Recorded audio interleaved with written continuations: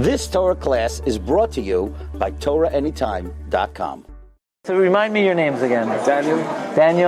Dotis. I'm actually from London originally. I live in Gibraltar now. I'm married to Moshe Benaim and Dani Benaim. Who's Dani Benaim? Yeah. Dani Benaim. Moshe Benaim, Dani Benaim. And Daniel Rudek. Dani Rudek or Daniel? Or what's your full name? Is Daniel? Danny. Yeah. My full name is Daniel. Daniel? Everybody calls me Daniel. We're confusing everyone. All the Daniels. I'm Daniel. Yeah. Are you going to come on Torah Anytime on this? Yeah, why not? No, because otherwise I'll record it. You can do it, yeah. Yeah, no problem.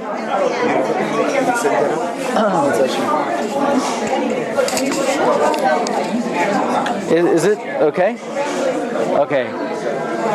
Are we on? Recording? Maybe you want to stop and start it. You know how to cut it? Whoa. Okay. So first, let me begin by welcoming everybody who came tonight. Bruchim Haboim. It's really, you think that you came to get chizuk, really you came to give chizuk. You came to give me chizuk. Because I'm here, I came to Spain, and as you know, Baruch Hashem, I try to keep myself out of trouble. I try to keep myself busy. And I was thinking, should I come to Spain? Look, I'm going to give some shiurim in Spain, but it's not like my regular schedule. And look, V'talmud Torah Keneged Kulam. How could I really give up of giving shiurim to come here and sort of downgrade? And I remember I went to Italy in the summer, and I actually got a big chizuk of preparing about all the Gedolim in Italy, and I figured maybe that's a good excuse to come to Spain. But now I realize the real reason I came here is because, I give shiurim, and there's sometimes not so many people who are there live, and sometimes you think to yourself, is all the time invested in, is it really worth it? And you try to be mechazik yourself. But when I see you guys in a foreign country, and you say that you listen to the shiurim, so Baruch Hashem is giving me chizuk, and you're giving me chizuk. That Baruch Hashem that we learn together every day, and hope now we'll go back to the States revitalized, and knowing that thinking of all the chaverim here in Europe, and hopefully my learning and your learning will take on an even higher level. Okay, I want to begin and leave you with a message and a thought and something to take with you until, God willing, the next time we meet. Not just the Shiur, not just the Dvar Torah, but really an attitude, a hashkafa that I feel very strongly about. And the message I want to bring out is novel. In other words, I didn't see it anywhere, but it's clear that this is what's being said. And it's something very innovative, and it's also something from one of the Gedolim in Spain. And one of the great all-time Gedolim of Spain was Rabbeinu Yona. Rabbeinu Yona was the Rabbi of the Rashba. Rabbeinu Yona was a student of Rav Shlomo Menahar. Interesting that Rabbeinu Yona and the Ramban had a very unique relationship. They were related doubly. First of all, Rabbeinu Yona and the Ramban. So the Ramban's mother and Rabbeinu Yona's father were brother and sister. So Rabbeinu Yona of the Shari Tshuva and the Ramban, Rabbeinu Yona's father Abraham and the Ramban's mother were brother and sister. So they were first cousins, right? It's called in Hebrew in the halacha sheni b'sheni. But then Rabbeinu Yona had a daughter, and the Ramban had a son, and they married. So now they're mechutanim. Rabbeinu Yona passed away, and his daughter had a baby boy. So the Ramban says, in all right, the minhag in Spain is that the baby boy should be named after me, the living grandfather, Ben Achar Ben. But in deference to the fact that Rabbeinu Yona just passed away, and we know a child is born, so to speak, the mamale makom, the replacement of the person who passed away, it's a tefillah, please name him Yona, don't name him Moshe. This way maybe he'll be a gadol, and it'll be in place of Rabbeinu Yona. So I want to begin by complimenting you chaverim, with the concept, and this is really what we want to bring out today. We say in the Haggadah Shel Pesach, it's going to be coming around before we even know it.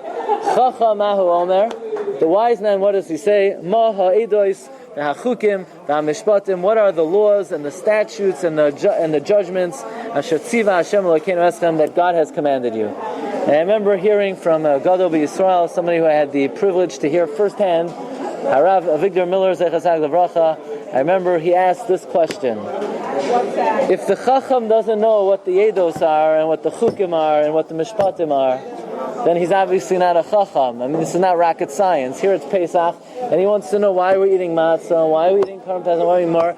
You don't have to exactly have learned in Brisk to know, this is matzah.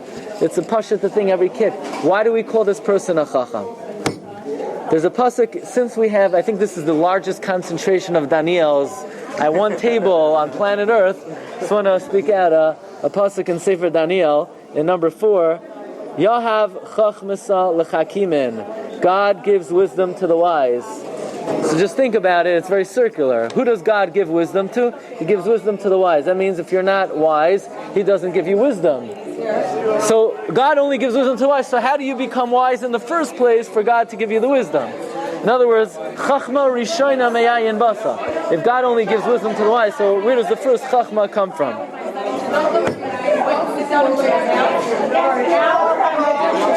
Let me speak out another concept from one of the Spanish Gedolim, the Ramban on Parsha Vayakel. And in Parsha Vayakel it talks about those who made the Mishkan. Moshe Rabbeinu summoned Kolish Asher Nisa'oi Libay, anyone whose heart elevated himself.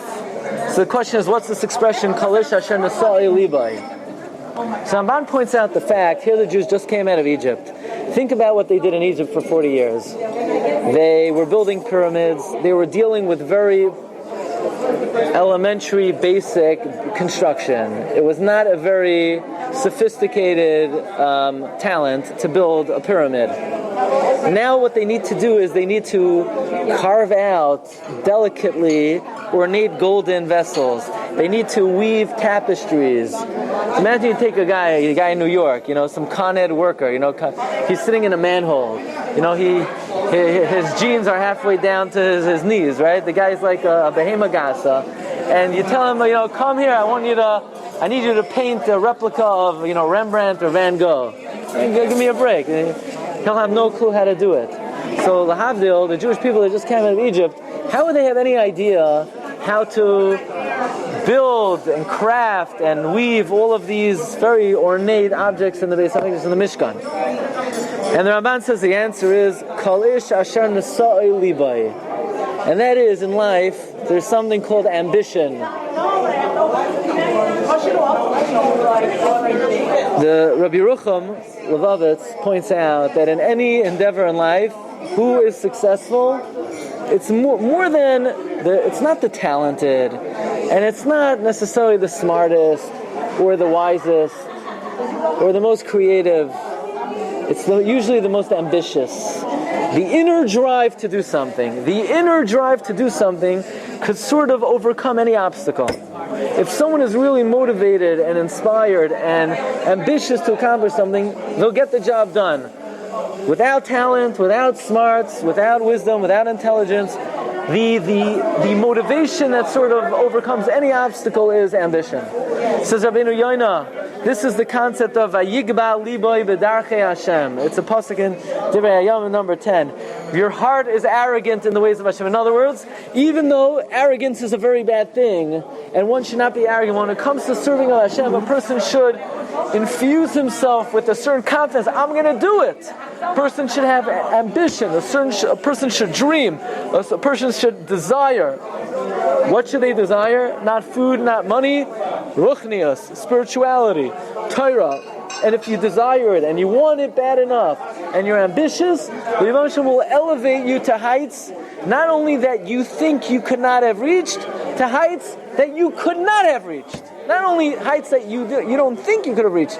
That is what allows a person to reach higher levels. So I want to share with you something that occurred to me, that in a way it's not a chidush because I think Rabbeinu Yona is saying it, but it is a chidush because I never saw anybody say it. In fact, I've seen many Mefarshim struggle to explain these words. And to me, not only is what we're going to offer a correct pshat, I believe Rabbeinu Yona himself says it. And that is, we know, the most famous work of Rabbeinu Yona is the Shari Tshuva. Let's go to number 23. And we have a short get-together but I really want to leave you with a very powerful thought. Rabbeinu Yona in the Sharei Tshuva, he progressively describes different aspects of Torah, the different levels of Torah and mitzvos. We know there's 613 mitzvos. Obviously, the most severe is, let's say, an avera that carries with it kares, chas v'shalom, or misas bezdin, and then a little bit below that are alavim, violate negative commandments, and sort of the lowest level is a mitzvah saseh, because there's no punishment if somebody does not fulfill mitzvah saseh. If somebody doesn't wear tefillin one day, there's no malchus. If you violate a lav, there's malchus. If you violate a mitzvah saseh, there's no legislated punishment. Yeah. But on the other hand, says Rabbeinu Yona, a beautiful expression. I want to read to you his Dvarim Hanechmadim. Says Rabbeinu Yona, look at number 23. Veda ki hamalois ho'elyonos nimsru lanu b'mitzvah saseh. The greatest attributes are given over with a mitzvah saseh. Meaning, the highest, even though technically speaking, if you violate it, there's no punishment, but the highest level of Jewish achievement are mitzvah saseh. So, without looking, if I would ask you, don't tell me specific mitzvos. Like, don't say tefillin or mezuzah. Tell me like madregos that are really the main achievements of life that are mitzvah saseh. You know, if I would go around the table, what would you throw out? Are like some of the great achievements in Judaism that are mitzvah saseh. Just give you, Yira Shamayim, like it says Kiyim Liras Hashem or Ahavas Hashem, or maybe Deveikos Ta Hashem, clinging to Hashem, or Kedusha. Those are all mitzvah saseh. Yeah? I would definitely put Talmud Torah up on the list. I would definitely put Chesed up on the list. By the way, the two most important mitzvahs in the Torah are learning Torah and doing Chesed. Those are the two Ikarim. People get carried away, Sigulot and Ayin Hara and these red bands and these brachot and if I sleep with this thing under my pillow and I sleep upside down, then I forget the nonsense. The two Ikarim in Avodas Hashem is Talmud Torah is number one, Gemilas Chasadim is number two. Says and it's not my words. The Chafetz Chaim says this. How do we know? The Gemara says in Masechta Shabbos, Osi dardikil b'nei knishta da'afilu mimois Yeshua benun lo yidmar k'vasayu. That little children came into the Beis Medrash and they said the following drasha: Aleph Beis Gimel Daled. Aleph Beis stands for Aleph Bina, learn Torah. Gimel Dalet stands for Gimel Dalim, do Chesed. Says the Chafetz Chaim. From here we learn that the two Ikarim in serving Hashem is, now people think, what's the biggest mitzvah in the Torah? Saying Pitamak Torah is from a klaf. All of a sudden it became like, Kodesh Kodesh. The two Ikarim in the Torah is Talmud Torah and Gemilas Chasadim. Aleph Beis, Aleph Bina, Gimel Dalid, Gimel Dalim. Those are the two Ikarim in Judaism. Those are the two most important mitzvahs. None of the hocus pocus stuff. So I have Torah, I have Chesed, I have Yira Shamayim, Avas Hashem, Deveikos, Kedusha. I think that's a pretty extensive list. And if I would make the list, I would make it in the following order. First Torah, and then Chesed, maybe then Bitachon, Yira Shamayim. And amazingly, look at Rabbeinu Yona. Veda, ki amalos ol yonos nimsru lanu b'mitzvah saseh. Kamoi malos habachira shenemar uvacharta b'chayim. Huh? What's malos habachira? The maila of free choice? That's a mitzvah saseh? Since when is bechira a free choice, a mitzvah saseh? That's just something we're able to do. We could exercise free choice. Why would Rabbeinu Yona even call it a mitzvah saseh, let alone it top the list? Because look at the rest of the list. Umalos Talmud Torah, ding, ding, ding. Okay, there, Rabbeinu Yona got it right. That should be number one. And then he says, Umalos leches b'darach Hashem, walking in the ways of God. Ding, ding, ding, he got it right. That's chesed. And then bitachon, that's number 3. And then thinking about God's greatness. And then, it's just an interesting list. One of the great attributes, one of the great achievements in Judaism is hisbonenus b'chastei Hashem. You should know, if you walk down the street and you just think to yourself, wow, Rebbe Hashem, I thank you. I'm grateful to you. I could see you have just achieved a mitzvah, not just a regular mitzvah. You've achieved Ma'ila Ha'Elyona, a great attribute. So we understand these are all important things. So what's Rabbeinu Yona talking about? That there's a mitzvah saseh of bechira. Free choice is a mitzvah saseh? I mean, did you ever think that? What's the mitzvah saseh of bechira? First of all, the Monei HaMitzvahs, the Rambam, the Ramban, they don't list Bechira as one of the 613 mitzvahs. Before everything else, Bechira. If you don't have Bechira, you can't. Bechira is sort of a prerequisite to the Torah. It's not a mitzvah saseh, it's a concept. It's a concept that God gives us the ability to choose, as opposed to other religions that they say that we're sort of where everything is predestined. But it's not something we do. Why would free choice be something we do? It's a concept that's true, and therefore we could exercise it. What's Rabbeinu Yona talking about? And it should be the first on the list. So Hashem sent me a special matana that Rabbeinu Yona wrote another sefer, and we'll end with this piece, and we'll try to wrap it together. And that is, Rabbeinu Yona wrote a sefer called Sharei Avoda. It's number 25. And in the sefer Sharei Avoda of Rabbeinu Yona, he writes really words that we should cut this out and put it in our wallet and think about it all the time. And that is, Rabbeinu Yona says that a person who's alive should focus on the fact that he should try to utilize all of his energies to serve Hashem with all his heart and all his soul and all his money, to try to achieve the levels of Abraham, Yitzchak, and Yaakov, Moshe, Aaron, David, and Shlomo. Because even they, you say, what? How could I ever achieve their levels? Or why should I be ambitious to achieve their levels? Why not? They also only did as best as they could. So we should also strive to do as best as we can. And then Rabbeinu Yona says like this. Everybody knows that to achieve lahasig, this is like the 6th line. V'hamevin yavin v'yaskal. Any person with intelligence will understand that lahasig lamalas ha'oisher v'hakaveh, to achieve wealth and honor, yishtadel adam b'chol ma'amatzei koichai, he will try with all his energy v'lo yisrasha. Everybody knows, if you want to make a buck, you can't say, well, let me sit home and hopefully someone will call me today with a good deal. Life doesn't work that way. You got to be a go-getter. You got to go out there. Even though money is emptiness and it's nonsense, and yet we know you got to be ambitious and you have to go out and do your best.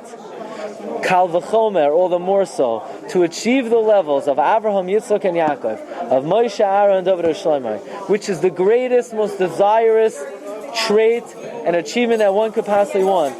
That if you want to get there, you need to put in your heart that all I need to do in life is try my best to achieve these high levels. Now listen to the words of the holy Rabbeinu Yona. Look in the second paragraph. Uvechol yom v'yom yosef oimetz. Every day we need to strengthen ourselves more than yesterday. Lehischazek, to be strong. V'lalois mimida lamida, to go from one level to the next. Umimadrega lamadrega, from one level to the next. And here's the key. Here's the $1 million secret of Rabbeinu Yona. Look on the second line in the second paragraph. Yachmoid, you should desire. V'yichsoif, and you should hunger and thirst. Lahasig v'avoida, to achieve in avoida. Ma she'ein yodai maseges, what you can't achieve. Listen to this chidush. I would have thought, I wake up in the morning, I go to Beit HaKnesset, and I see on the shelf the whole Shas. And I say to myself, no, I can't learn it. It's impossible for me to know the whole Shas. So why should I even want to know it? It's just going to make me feel bad if I know that I can't achieve it. No. You should desire to do things that you're not able to do. In other words, right now all of us should sit around and say, I wish I was a tzaddik like Rav Moshe Feinstein, like the Chafetz Chaim, like the Vilna Gaon, like Ramban, like Rabbeinu Yona. But I can't be. Forget whether you could or you can't. The first thing is you should want to be. Really? I should want to be on a level that I'm not able to be on? Yes. Shenemar, Hoylech es chachamim yechkam. Those who desire to walk in the ways of the sages will become wise. And says Rabbeinu Yona, v'chein yaseh b'chol midah midah. You should want that in every midah. In other words, look at someone who's the biggest Baal Chesed you know, that you say to yourself, I'll never be like him, and say, I want to be like him. Look at someone who davens with the most kavanah of anyone you know, and say to yourself, I want to daven like him. I want to learn like him. I want to know Torah like him. I'll never get there, and I'll never know it. And no. The first step is you should want to. The first step is you should want to.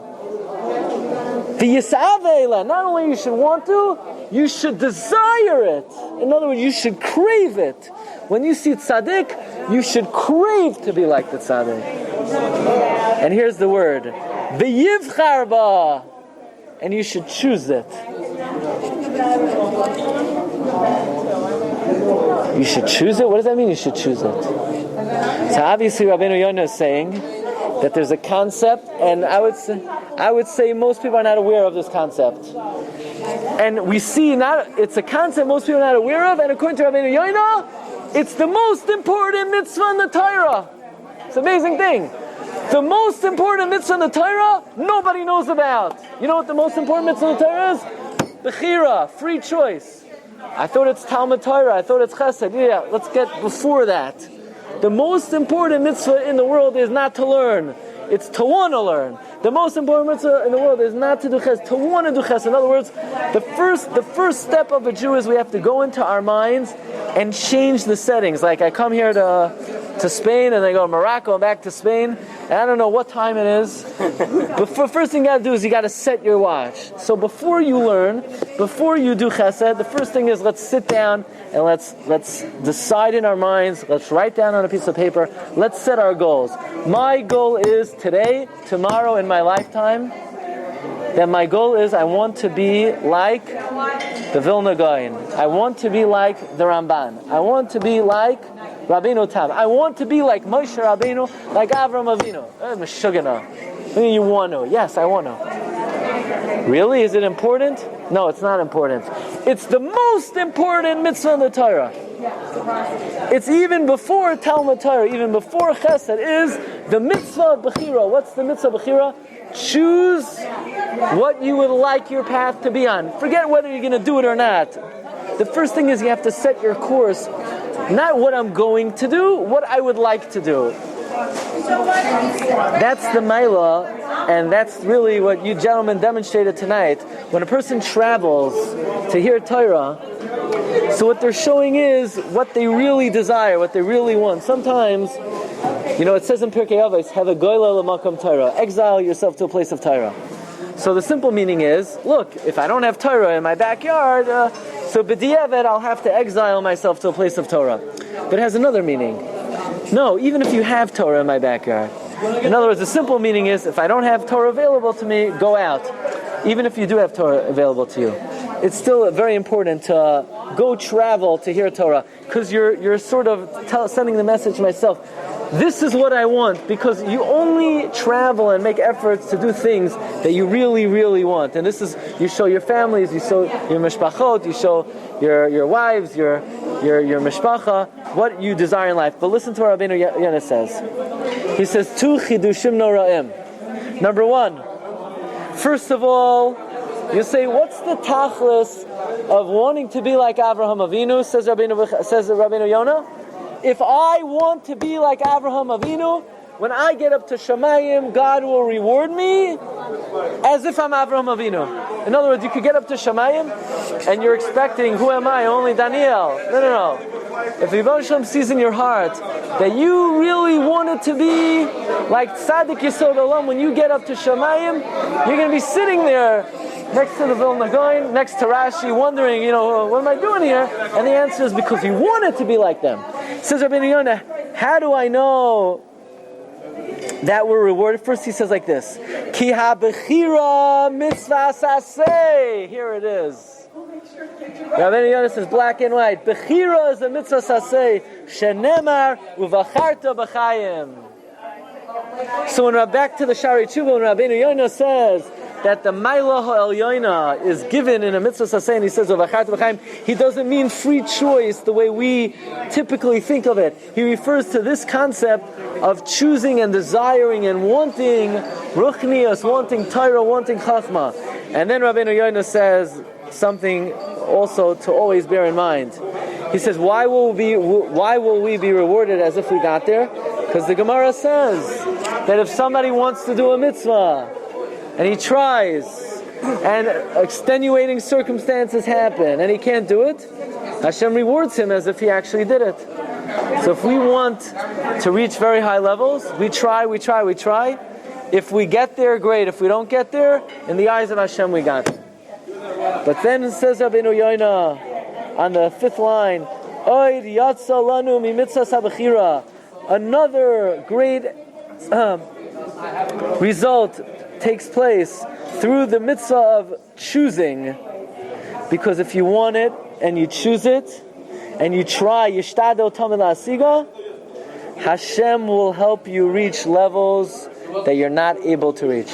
In other words, someone who really desires to learn Torah like a great person, to daven like a great person, even though right now we're bogged down and we're limited, the Rebbe Shalom says, if you really want it, I will elevate you to levels beyond your capacity. So this is the message that I want to depart from you with, and hopefully we'll stay b'kesher. It's a big zechus that I have to be together with you. So I want to say our audience on Torah Anytime, we're here in Spain learning with Tzaddikim from Gibraltar, and Rabbeinu Shalom should give us all the ability to bring out from our hearts the tshuka.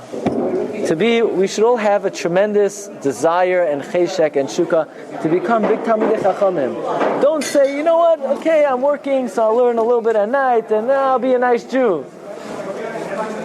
At the very least, you should want to be more than that. We should all desire and ask of ourselves, we want to be big Talmidei Chachamim. We want to know Shas. We want to know Poskim. We want to know Chumash with Rashi and the Ramban. We want to know Tanakh. We want to know Kol HaTorah Kula. Will we get there? It doesn't even matter if we get there. Because if we really want it, then we got there.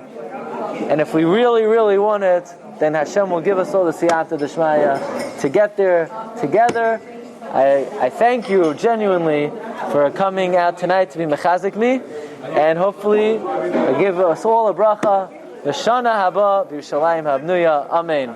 Amen. You've just experienced another Torah class brought to you by TorahAnytime.com.